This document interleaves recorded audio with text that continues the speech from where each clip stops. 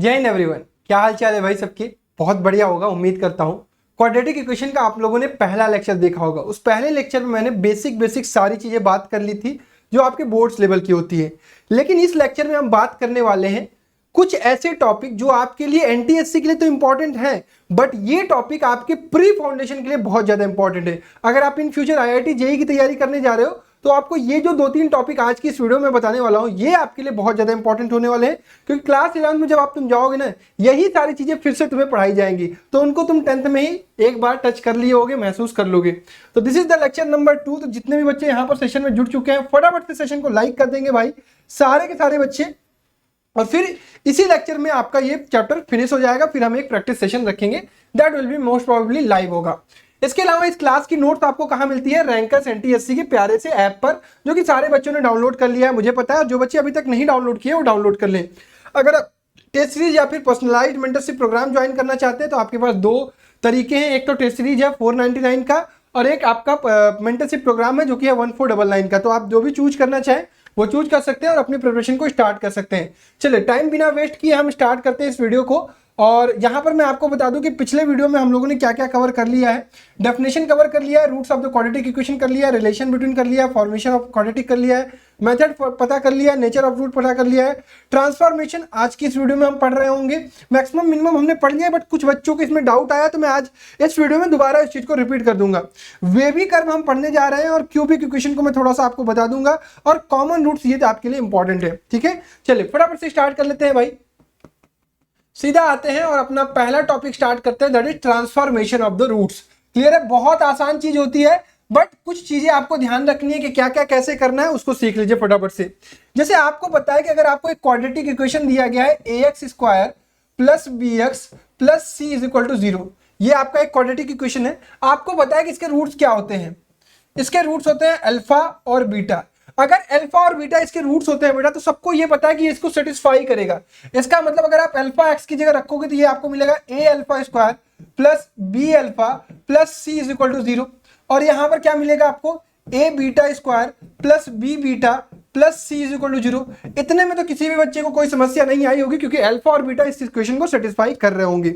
अब transformation of the roots क्या कहता है? जैसे ट्रांसफॉर्मेशन ऑफ द रूट्स कहता है कि अगर मान लीजिए आपको अल्फा और बीटा, आपको किसी क्वाड्रेटिक इक्वेशन के रूट्स हैं, पता करिए एक ऐसा quadratic equation, form a quadratic equation, सीधा मैं क्यूई लिख देता हूं, क्वाड्रेटिक इक्वेशन विथ रूट्स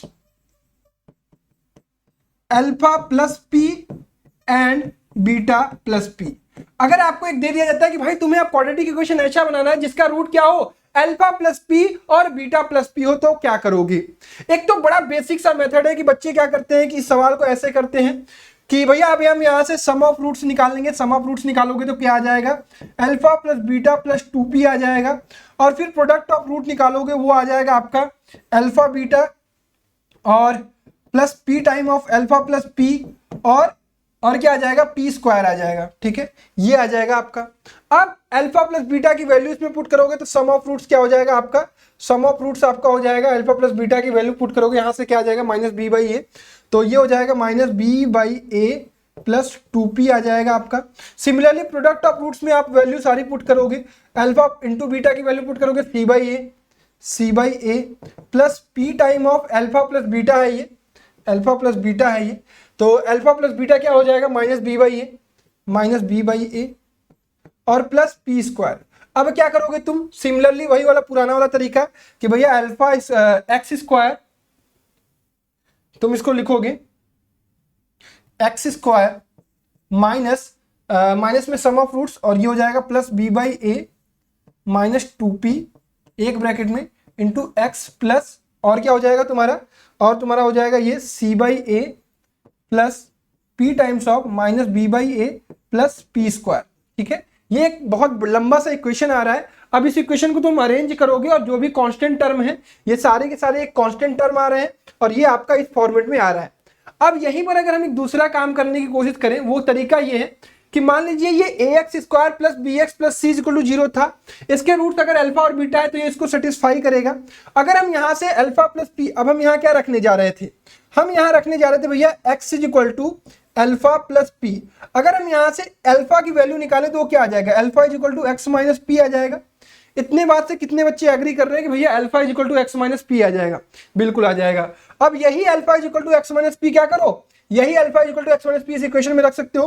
तो ये हो जाएगा a times of x minus p का whole square plus b times of x minus p plus c is equal to 0। अब यही आपका एक रिक्वायर्ड क्वाड्रेटिक इक्वेशन है, जो आपकी रिक्वायरमेंट है वो ये है। ये आपको मिल गया एक ऐसा क्वाड्रेटिक इक्वेशन जिसके रूट्स क्या होंगे, अल्फा प्लस पी और बीटा प्लस पी। जैसे आपने यहाँ अल्फा के लिए किया ऐसे ही आप बीटा के लिए भी कर देते और वही चीज आ जाता है आपका। अब वो जो एक क्वाड्रेटिक इक्वेशन आया और वो ये जो क्वाड्रेटिक इक्वेशन आया दोनों सेम होंगी। आप इसको खोलेंगे बहुत लंबा सा खुलेगा, a x square minus plus a p square minus 2apx plus b x minus p b b p plus c is equal to 0। और यहां से देखोगे तो ए एक्स स्क्वायर, ये ए एक्स स्क्वायर हो जाएगा, प्लस यहां से देखोगे ये माइनस 2apx प्लस बी, तो यहां पर लिख लोगे b माइनस 2ap, एक ब्रैकेट में ये x हो जाएगा। फिर ये क्या हो जाएगा भाई तुम्हारा plus a p square minus b p plus c is equal to 0। अब तुम्हें इस फॉर्मेट में चाहिए ना, देखो a से डिवाइड कर दोगे तो ये हो जाएगा x square plus b by a minus 2p x। दिख रहा है कुछ, b by a minus 2p x दिख रहा है, दिख रहा है कि नहीं, सबको दिख रहा होगा। ये क्या हो गया plus p square minus b by a p plus c by a. बोलो दिखा क्या सब कुछ same, minus b p by a minus b p by a plus p square plus c by a. बोलो दिखा क्या, दोनों ही इक्वेशन सेम आई। अब ये एक लॉन्ग मेथड था, that is the short method. समझ में आया मेथड क्या है, कितने बच्चों को समझ में आया? That is called the transformation of the roots. This is the trick जो आप कम समय में तुरंत कर सकते हो। क्या किया आपको समझ में आ गया होगा। दूसरा लूंगा उससे तुम्हें समझाऊंगा। जैसे मान लो दूसरा मैंने ले लिया कि फॉर्म ए क्वाड्रेटिक इक्वेशन जिसके रूट्स हो alpha minus P and beta minus P. Clear है? जल्दी से कैसे करेंगे इस सवाल को? क्या हम यहां सम ऑफ रूट्स और प्रोडक्ट ऑफ रूट्स निकालने जा रहे हैं? बिल्कुल नहीं निकालने जा रहे हैं। हम क्या करने जा रहे हैं, देखिए स्क्रीन पर सबकी नजरें होनी चाहिए। आपको बताया कि आपका इक्वेशन होता है a x square plus b x plus c is equal to 0। इसके रूट्स होते हैं अल्फा और बीटा। ठीक है, अल्फा सेटिस्फाई करा दो इसको, a alpha square plus b alpha plus c is equal to 0। Clear? अब आपको बताया कि x is equal to alpha, यहां हमने पुट किया। अब हमें क्या पुट करना है हमें पुट यह करना है कि ऐसा क्वाड्रेटिक इक्वेशन जिसके रूट्स क्या हो अल्फा माइनस पी और बीटा माइनस पी। तो अगर हम इसको लिखेंगे x is equal to alpha minus p, तो अल्फा इज इक्वल टू क्या आया यहां से एक्स प्लस पी। अब इसी एक्स प्लस पी को क्या पुट करना है तुम्हें, इसमें पुट करना है ए एक्स प्लस पी का whole square plus b x plus p और plus c is equal to 0। यही तुम्हारा रिक्वायर्ड क्वाड्रेटिक इक्वेशन होगा। सिंपल सा, समझ में आया? तरीका क्या है, अल्फा माइनस पी को एक्स के साथ इक्वेट करना है, अल्फा की वैल्यू निकालनी है और जहां जहां एक्स स्क्वायर जहां जहां अल्फा स्क्वायर जहां जहां अल्फा है उसको पुट कर देना है, काम खत्म। ठीक है, तरीका समझ में आया? थोड़ा बहुत दिमाग में घुस रहा है, that is transformation of quadratic equation. इस पर बेस्ड सवाल आते हैं बट आपके लिए फ्री फाउंडेशन में इसका जानना बहुत जरूरी है। तीसरा मैं लिखता हूं अल्फा पी रूट्स हो और बीटा पी रूट्स हो, alpha p and beta p. चलिए देखते हैं। अब हम इसको इक्वेट कैसे करेंगे, alpha p is equal to x. अब तेजी से करेंगे तो अल्फा इज इक्वल टू क्या आ जाएगा, एक्स बाई पी आ जाएगा। अब इक्वेशन क्या हो जाएगी, a upon x by p का whole square plus b x by p plus c is equal to 0। Clear है? यहां पे हम ले लेंगे तो ये क्या हो जाएगा, a x square upon p square plus b x by p plus c is equal to 0। ये हो जाएगा आपका a x square plus b p x plus c p square is equal to 0। देखो मेरे प्यारे बच्चे, जो समझने की कोशिश कर रहा होगा, जो भी बच्चा इस क्लास में ध्यान से पढ़ रहा होगा पहली क्लास से, उसे सब चीज समझ में आएगी। जो समझने की कोशिश करेगा उसे ही समझ में आएगी इस तरह की चीजें, क्योंकि ये थोड़ी अच्छी कॉन्सेप्ट वाली चीजें हैं। ठीक है, चलो चौथा में बात करूंगा तो मान लीजिए alpha by p and beta by p होगा, तो क्या करोगे, तो ये हो जाएगा alpha by p is equal to x. तो यहां से अल्फा इज इक्वल टू क्या आया, एक्स पी आया। अब रख दो ए एक्स पी का whole square plus b x p plus c is equal to 0। यहां से आ गया ए एक्स स्क्वायर या a p square x square plus b p x plus c is equal to 0। This is your required quadratic equation जिसके roots क्या होंगे, alpha by p और beta by p होंगे।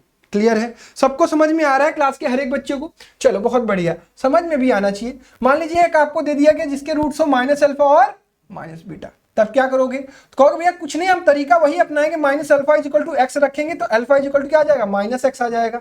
अब ये फॉर्मूला हो जाएगा ए माइनस एक्स का whole square plus b minus x plus c is equal to 0। तो ये हो गया आपका a x square plus b, यहाँ पे प्लस को सीधा माइनस अब कर लेते हैं। समझ में आ रहा होगा क्या कर रहे हैं, सीधा इक्वेट कर रहे हैं और काम कर दे रहे हैं। This will be your quadratic equation जिसके रूट्स क्या होंगे, माइनस अल्फा और माइनस बीटा। समझ में आई इतनी सारी चीजें? बस यही सारी चीजें हैं जो आपको ट्रांसफॉर्मेशन में सीखनी थी और मैं उम्मीद करता हूं कि आप सीख चुके हो।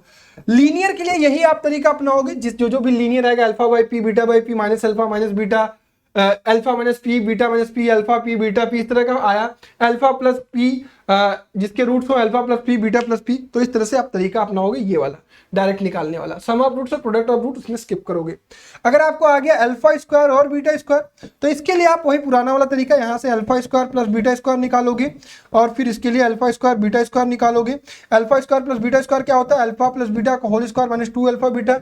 पॉलिनोमियल की क्लास में देखना हर एक चीज बताया था। ये अल्फा बीटा का होल स्क्वायर हो जाएगा, ये क्या आ जाएगा आपका b square by a square और माइनस 2c बाई ए आ जाएगा और ये हो जाएगा सी स्क्वायर बाई ए स्क्वायर। अब इसको पुट कर दोगे क्वाड्रेटिक इक्वेशन में तो ये हो जाएगा x square minus sum of roots minus sum of root b square by a square minus 2c by ए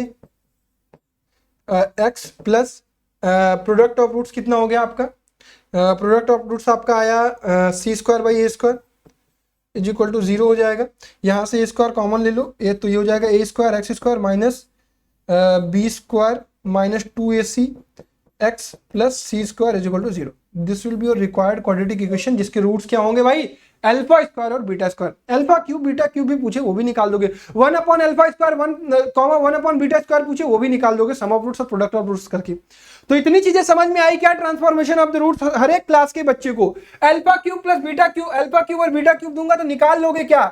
चलो एक होमवर्क लिखो सारे के सारे बच्चे, एक तुम्हें क्वाड्रेटिक इक्वेशन जनरेट करना है जिसके रूट क्या हो, अल्फा क्यूब और बीटा क्यूब। ये तुम्हें बताना है कि एक ऐसा फॉर्म है quadratic equation, quadratic equation whose roots are alpha cube and beta cube. ठीक है, ये होमवर्क है सारे बच्चों के लिए। ठीक है, चलो बहुत बढ़िया, इतनी चीजें समझ में आ गई। अच्छा, maximum and minimum value of the roots बहुत सारे बच्चों को पिछले क्लास में नहीं समझ में आया था, कुछ बच्चों ने कमेंट करके पूछा था। तो बहुत सिंपल सी बात है, एकदम सिंपल से याद कर लीजिए। अभी क्लास 11 में जाओगे तो पैराबोला पढ़ाया जाएगा। ये क्वाड्रेटिक इक्वेशन है जिसमें क्या होता है, a इज ग्रेटर देन 0 होता है तो इस कंडीशन में, और d इज ग्रेटर देन 0 होता है। ठीक है, इस कंडीशन में आपको इस तरह से ग्राफ मिलता है। अगर मैं तुम्हें कहूं, ग्राफ तुम्हें पढ़ लिया है तुमने, अगर एक क्वाड्रेटिक इक्वेशन है जब a इज लेस देन 0 और d is greater then 0, d is greater then 0, तभी आपको रियल एंड डिस्टिंक्ट रूट्स मिलते हैं। ठीक है, ये बात तो समझ में आई है सबको, बहुत बढ़िया।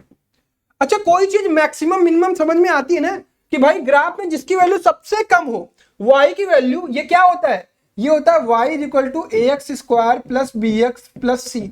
अगर y की वैल्यू हमें क्या चाहिए, y मैक्स और y मिनिमम हमें खोजना है, y मैक्स और हमें y मिनिमम खोजना है, तो इसमें y मैक्स की अगर मैं बात करूंगा तो ये ग्राफ ऊपर की तरफ बढ़ता जाएगा। ये तुम्हें नहीं पता है कि कहां तक जाएगा, ये ग्राफ ऊपर की तरफ बढ़ता जाएगा। तो ये क्या है, ये अपवार्ड पैराबोला है।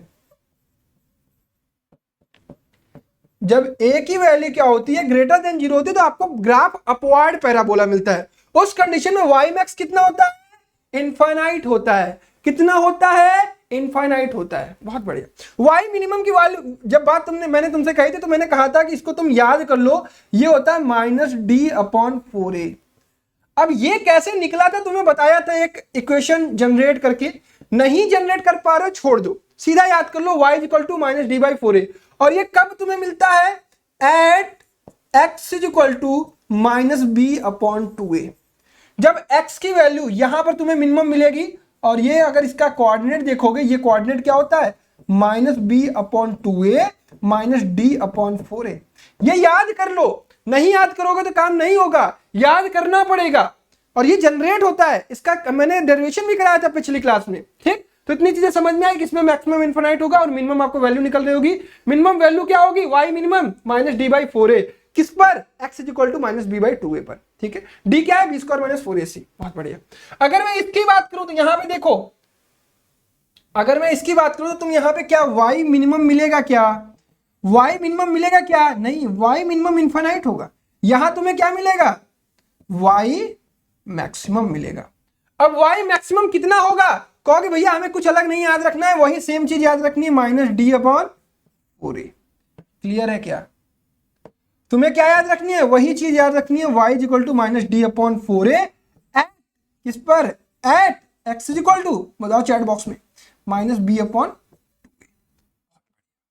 समझ में आ रही है चीजें, क्लियरली समझ में आ रही है। ये सब चीजें एडवांस लेवल की पढ़ रहे हो तुम, ये सब चीजें क्लास 11 में पढ़ाई जाएंगी तुम्हें, अभी से तुम देख रहे हो सारी चीजें, ठीक है।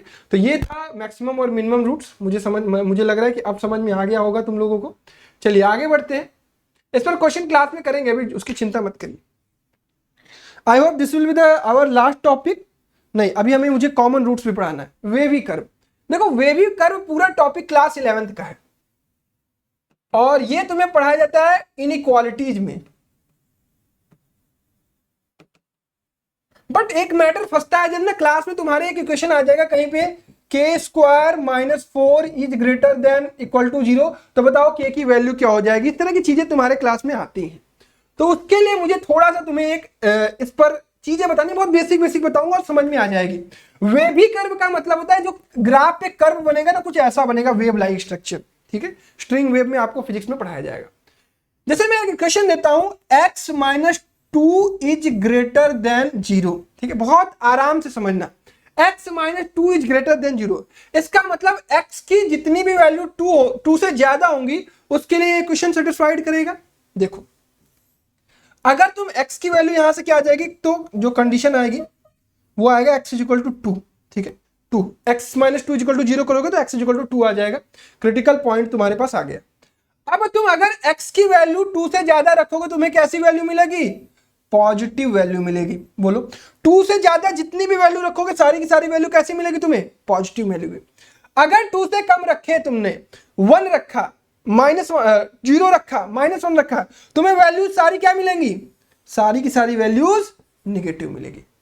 अब ये कहता है कि x minus 2 is greater then 0, तो कौन कौन सी वैल्यू इसमें होगी, तो यहां पर होगी 2 से लेकर इनफाइनाइट तक, ठीक है, 2 से लेकर इनफाइनाइट तक, समझ में आया। 2 से लेकर इनफाइनाइट तक की जितनी भी सारी वैल्यूज तुम इसमें पुट करोगे उसके लिए इक्वेशन सेटिस्फाई करेगी। तुम्हारा मन करता है चेक करने का, देख लो, 2 रख लो, 3 रख लो, 3 माइनस 2 करोगे तुम्हें क्या मिलेगा, 1, इट इज ग्रेटर देन 0। तुम्हारा मन कर रहा है 10 माइनस 2 रखने का, रख लो, 8 मिल रहा है, इट इज ग्रेटर देन 0। यही तो तुम्हें ग्रेटर देन 0 की वैल्यू चाहिए ना, तो वो सारी वैल्यूज क्या हो जाएंगी भैया, अगर हम 2 से ज्यादा रखेंगे तो हमें पॉजिटिव वैल्यू मिलेगी, ठीक है, बहुत बढ़िया, एकदम बेसिक चीज ही समझना। अगर मैं यही पे क्वेश्चन दे देता 2 minus x is greater then 0, तब क्या होता भाई, क्रिटिकल पॉइंट क्या मिलता है तुम्हें, क्रिटिकल पॉइंट पता करने का तरीका क्या होगा, 2 माइनस एक्स को 0 से इक्वेट करो, x की वैल्यू क्या आ गई 2, ये तुम्हारा क्रिटिकल पॉइंट है। ग्राफ पर 2 खोज लो, 2 लगा दिया ऐसा। अब भैया अगर 2 से ज्यादा वैल्यू तुमने रखी x की, 3 रखा, वैल्यू क्या मिल रही है, निगेटिव मिल रही है। रख के देख लो, at x is equal to 3 रख दो तो तुम्हें क्या मिलेगा, -1, -1 is less than 0। At x is equal to 10 रख दो, -8 मिलेगा, इट इज लेस देन 0। तो जब 2 से ज्यादा वैल्यू रख रहे हो, 2 से ज्यादा इधर वैल्यू होंगी, जब 2 से ज्यादा वैल्यू रख रहे हो तो तुम्हें सारी की सारी वैल्यू क्या मिलेंगी, नेगेटिव मिलेंगी। और 2 से कम रख के देखो, at x is equal to 1 रखो, तुम्हें x इज इक्वल टू 1 मिलेगा, ठीक है, 2 minus x is equal to 1 मिलेगा, तो इट इज ग्रेटर देन 0। अगर 2 minus x is equal to -3 रख के देख लो, तुम्हें 5 मिलेगा, इट इज ग्रेटर देन 0। तो यहाँ पे क्या मिल रहा है तुम्हें, पॉजिटिव वैल्यू मिल रहा है। तो इतनी सिंपल सी बात समझ में आए कि x minus 2 is greater then 0 में कौन सी वैल्यू पॉजिटिव मिलेगी, कौन सी नेगेटिव, ये हम वैल्यू पुट करके देखते हैं, ठीक है, क्लियर, समझ में आया, बहुत बढ़िया। चलो अब यहीं पर तुम्हारे लिए आता है बात कि अगर मान लो दे दिया गया x minus 3 into x minus 4 is greater then 0, ठीक, अगर ऐसी कंडीशन अराइज हुई तो कैसे सवाल सॉल्व करोगे। तो सवाल में तुम्हें करना क्या होगा बेटा, ग्राफ पे आना, ग्राफ में अब तुम्हें क्रिटिकल पॉइंट कौन कौन से मिलेंगे, x minus 3 is equal to 0, तो x इज इक्वल टू एक तो 3 मिलेगा और x minus 4 is equal to 0, तो at x is equal to 4 मिलेगा। अब दो पॉइंट कौन से मिले, एक तो 3 और एक तो 4। अब तुम्हें ग्रेटर देन 0 वाली वैल्यू पता करनी है कि कहां पे ग्रेटर देन 0 होगा। ठीक, अब ग्राफ में तुम क्या करो, 4 से बड़ी वैल्यू चेक करो। 4 से बड़ी वैल्यू देखोगे, मान लो 5 रखा तो 5 माइनस 3 ये प्लस वैल्यू देगा और ये भी प्लस वैल्यू देगा, तो दोनों प्लस वैल्यू को मल्टीप्लाई करोगे तुम्हें वैल्यू क्या मिलेगी, पॉजिटिव। 6 रख के भी चेक कर लो, 10 रख के चेक कर लो, 50 रख के चेक कर लो, 100 रख के चेक कर लो, तुम्हें क्या मिलेगी, पॉजिटिव वैल्यू मिलेगी। बहुत बढ़िया। अब 3 और 4 के बीच में कोई वैल्यू रख के देखो, 3 और 4 के वैल्यू में बीच में रख सकते हो तुम 3.5 रख सकते हो, 3.5 रख सकते हो ना। 3.5 minus x, 3.5 minus 3 into 3.5 minus 4, ये आ जाएगा 0.5 और ये आ जाएगा माइनस 0.5। भैया ये पॉजिटिव है, ये निगेटिव, तुम्हें वैल्यू क्या मिलेगी, निगेटिव मिलेगी। तो 3 से 4 के बीच में कोई भी वैल्यू रखोगे तुम्हें क्या मिलेगी, निगेटिव मिलेगी। ठीक, बहुत बढ़िया। अब तुम 3 से भी छोटा रखो, मान लो 2 रख दिया तुमने, तो भैया 2 रखोगे तो ये भी निगेटिव देगा और ये भी निगेटिव देगा, दोनों निगेटिव और निगेटिव क्या हो जाते हैं, पॉजिटिव। भैया दैट इज द वे। अब तुमसे सॉल्यूशन में क्या मांगा जा रहा है, ग्रेटर देन 0 वाली वैल्यू। तो ग्रेटर देन 0 वाली वैल्यू कहां कहां मिल रही है तुम्हें, एक तो भैया 3 से कम, मतलब माइनस इन्फिनिट से लेकर 3 तक की वैल्यू, और उसके साथ यूनियन लगेगा, उसके साथ 4 से लेकर इन्फिनिट तक वैल्यू। ठीक है, अब तुम्हें छोटी छोटी चीजें यूनियन वगैरह क्या है, ये सेट वगैरह में पढ़ाया जाता है क्लास 11 में, बस जान लो माइनस इन्फिनिट से लेकर 3 तक की वैल्यू और 4 से लेकर इन्फिनिट तक की वैल्यू, इसका सॉल्यूशन होगा। That is wavy curve. इतना बेसिक आपको पता होना चाहिए बस। ठीक है, एक और सवाल कर लेते हैं। मान लीजिए दे दिया गया x square minus 4 is greater then 0। आपको पता करना है कि एक्स की वैल्यू कौन कौन सी होगी। ठीक है, सिंपल। आखिरी सवाल करते हैं वेबी कर्व का, फिर इस पर बेस्ट क्लास में जो सवाल आएगा वो करेंगे। इसको फैक्टराइज करते हैं। सबसे पहले x माइनस 2 एक ब्रैकेट में, x प्लस 2 एक ब्रैकेट में इज ग्रेटर देन 0। ठीक है, क्लियर। चलो अब ट्रिक लगाएंगे। ट्रिक में बता दे रहा हूं, जब सारे की सारी पावर 1 होती है तो यहाँ पे x इज इक्वल टू एक तो 0 मिलेगा तुम्हें, एक x is equal to plus 2 मिलेगा और एक x is equal to minus 2 मिलेगा। ठीक है, आप 2 से ज्यादा की वैल्यू रखोगे तो यहाँ 3 रखोगे, यहाँ 3 रखोगे पॉजिटिव, यहाँ रखोगे पॉजिटिव, तो तुम्हें पॉजिटिव मिलेगा। सारे की पावर 1 है तो ये कर्व कैसे घूमता है, ऐसे घूमता है। ठीक है, that is the Baby curve. ठीक, सारे के पावर में पॉजिटिव, क्योंकि अभी थोड़ा और एडवांस पढ़ाना होता तो मैं स्क्वायर यहाँ पे करता, फिर नीचे करता, बहुत सारी चीजें हैं, बट वो सारी चीजें आपके लिए अभी काम की चीज नहीं है। बस सिंपल बेसिक आपको पता है तो आपका काम हो जाएगा। पॉजिटिव वैल्यू कहाँ मिलेगी, ये पॉजिटिव मिलेगा, ये निगेटिव मिलेगा, ये पॉजिटिव मिलेगा और ये निगेटिव मिलेगा। ठीक है, बेसिक समझ में आ रहा है ना।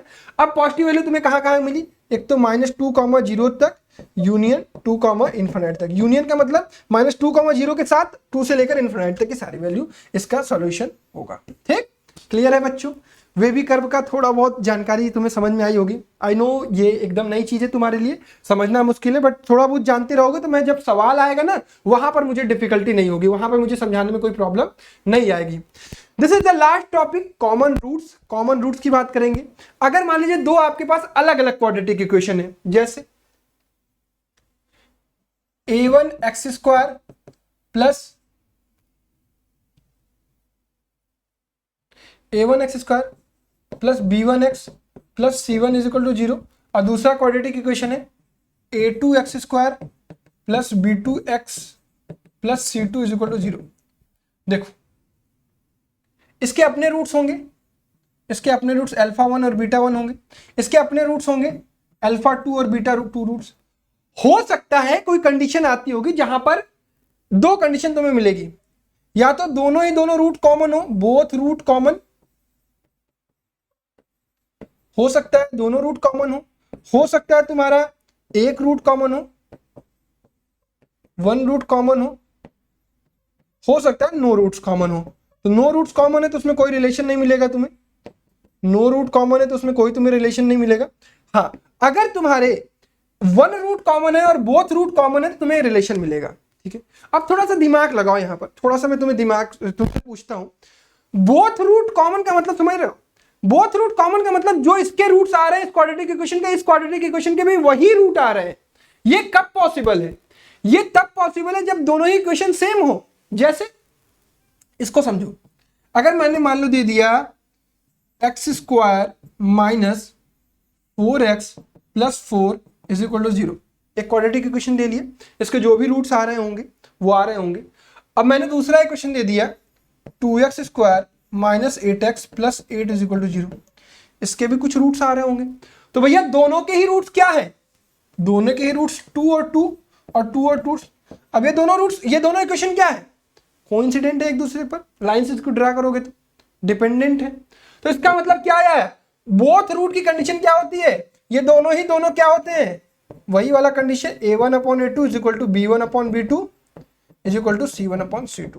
तो बोथ रूट कॉमन होता है तो कंडीशन कौन सी अप्लाई होती है, a1/a2 is equal to b1/b2 is equal to c1/c2। ठीक है, इतनी बात समझ में आई क्या सभी बच्चों को, बहुत बढ़िया। अब हम जा रहे हैं पढ़ने वन रूट कॉमन की कंडीशन, वन कॉमन रूट, ये आपको अच्छे से पढ़ना है, रूट्स नहीं होगा, वन कॉमन रूट। ठीक है, लास्ट टॉपिक ध्यान से पढ़िएगा। अगर मान लीजिए alpha is the common root of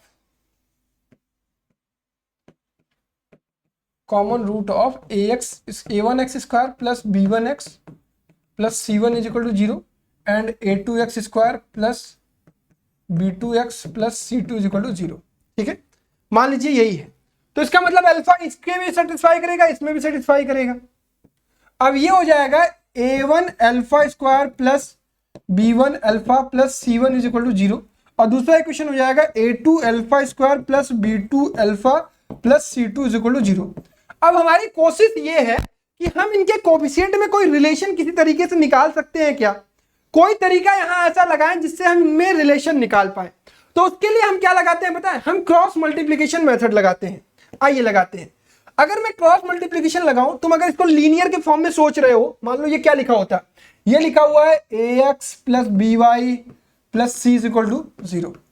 ये अगर इस फॉर्म में तुम्हें दिख रहा है, अगर अपनी मन की आंखों से देखोगे तो मैं यहां क्या लिखता, alpha square upon is equal to minus alpha upon is equal to 1। बोलो ये तुम मन की आंखों से देख सकते हो क्या, ये एक लीनियर इक्वेशन, अल्फा स्क्वायर एक कांस्टेंट है तो मैंने समझ लिया कि भाई ये अल्फा स्क्वायर है, ये x लिखा हुआ है। ठीक, बहुत बढ़िया। अब अल्फा स्क्वायर लिख दिया तो अल्फा स्क्वायर को मिलाया b1c2 माइनस c1b2 या b2c1 लिख लो इसको, माइनस अल्फा अपॉन क्या लिखेंगे a1c2 माइनस a2c1, 1 अपॉन क्या लिखेंगे, कांस्टेंट को छुपाया a1b2 माइनस a2b1। समझ में आ रहा है यहां से चीजें सबको समझ में आई। क्वाड्रेटिक फॉर्मूला अरे वो लगा रहा हूं, क्रॉस मल्टीप्लिकेशन पॉलिनोमियल पढ़ा रखा है। अब एक बार इसको इससे इक्वेट कर दो, एक बार इसको इससे इक्वेट कर दो।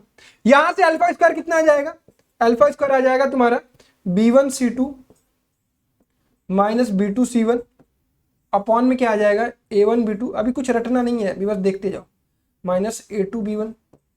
ठीक, माइनस अल्फा या अल्फा कुछ भी निकाल सकते, मान लो मैंने माइनस अल्फा निकाल दिया, तो माइनस अल्फा कितना आ जाएगा a1c2 माइनस a2c1 अपॉन में क्या है a1b2 माइनस a2b1।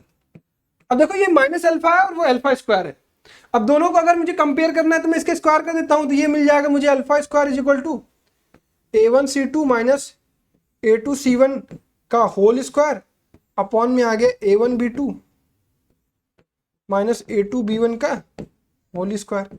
इतनी चीज समझ में आई सबको? Is it clear to everyone of the class? Good. अब हम क्या कर लेते हैं, इस इक्वेशन को और इस इक्वेशन को कंपेयर करा सकते हैं क्या? सारे बच्चे कंपेयर कराएंगे मेरे साथ। ये हो जाएगा आपका b1c2 माइनस b2c1 अपॉन में क्या आया a1b2 minus a2b1 is equal to क्या हो जाएगा a1c2 minus a2c1 square upon a1b2 minus a2b1 का होल स्क्वायर। कुछ चीजें कट रही हैं तो उनको काट लेते हैं, ये पूरा ब्रैकेट यहां से स्क्वायर से कट जाएगा, तो आंसर क्या आ जाएगा आपका a1c2 माइनस a2c1 का होल स्क्वायर जो होगा इज इक्वल टू क्या हो जाएगा b1c2 minus b2c1 into a1b2 minus a2b1। अरे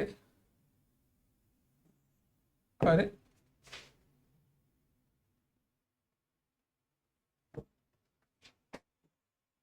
A1 B2 minus A2 B1, is it okay? A1 B2 minus A2 B1। अब ये आपका एक कंडीशन यही आया, फाइनल कंडीशन कि ये होगा, ठीक। अब इसको याद कैसे करोगे? याद करने में समस्या आएगी। देखो याद करने का तरीका देखो, A1x स्क्वायर, अरे A1x स्क्वायर, तरीका याद करने का सीख लो। A1x square plus B1x plus C1 is equal to 0, और ये हो जाएगा A2x square plus B2x plus C2 is equal to 0। देखो ये जो दूर दूर वाले हैं ना, इनको एक साथ लेना और स्क्वायर कर लेना। A1 C2 दूर वाले, A1 C2 minus A2 C1 bracket में बंद करके स्क्वायर कर लेना, इज इक्वल टू अब पास वाले B1 C2 minus B2 C1 एक ब्रैकेट में, और A1 B2 minus A2 B1, A1 B2 minus A2 B1। Clear है? याद करने में किसी कठिनाई आएगी? बिल्कुल नहीं। वन कॉमन रूट क्या है? This is the condition, as the condition apply करके वन कॉमन रूट वाले सवाल लगा सकते हो। अब तुम कहोगे भैया सवाल लगाओगे तब नहीं चीजें समझ में आएंगी। सवाल लगवाएंगे, लाइव प्रैक्टिस सेशन करेंगे। तो मेक श्योर जितने भी बच्चे क्वाड्रेटिक इक्वेशन की सारी वीडियोस देख रखी है 1 और 2, आई होप आपको सारी चीजें समझ में आई होंगी। सारे कॉन्सेप्ट मैंने इस तरीके से पढ़ाए हैं कि आपको प्रॉपर तरीके से समझ में आए। सभी कॉन्सेप्ट आपकी एनटीएससी एग्जाम में तो यूजफुल है ही है, साथ ही साथ ये प्री फाउंडेशन के लिए आपके लिए बहुत अच्छी तरीके से वर्क करेंगे, ठीक। तो आई होप आज का लेक्चर आपको बहुत बढ़िया समझ में आया होगा। जो भी बच्चे इस क्लास का नोट्स डाउनलोड करना चाहते हैं वो रैंकस एनटीएससी के ऐप से डाउनलोड कर लेंगे, और टेस्ट सीरीज आप जल्दी से ले लीजिए, क्योंकि इस जो अगला आने वाला है, इस संडे के बाद अगला संडे जो आने वाला है उस दिन आपका टेस्ट होने वाला है, और उसमें कंप्लीट अलजेब्रा आ रहा है, ठीक है। तो कंप्लीट अलजेब्रा आ रहा है, और अलजेब्रा में इस वीक फिनिश भी करा दूंगा। बचा क्या है तुम्हारा? क्वाड्रेटिक इक्वेशन का एक प्रैक्टिस सेशन बचा है, और फिर उसके बाद इंपॉर्टेंट चैप्टर एपी जीपी, ठीक है। 3 दिन में ये फिनिश कर दूंगा, और एक लेक्चर लॉगरिथम का आ जाएगा आपका, ठीक। तो बस मैं मेहनत कर रहा हूँ, आप भी मेहनत करते रहिए। As soon as possible test series या मेंटरशिप प्रोग्राम आप ज्वाइन कर लीजिए, रैंकस एनटीएससी का ऐप डाउनलोड कर लीजिए, इसके नोट्स भी वहीं पर अपलोड किए जाते हैं, ठीक है। चलिए वीडियो देखने के लिए बहुत बहुत धन्यवाद, अपना ख्याल रखिएगा, bye bye everyone, love you all and जय हिंद।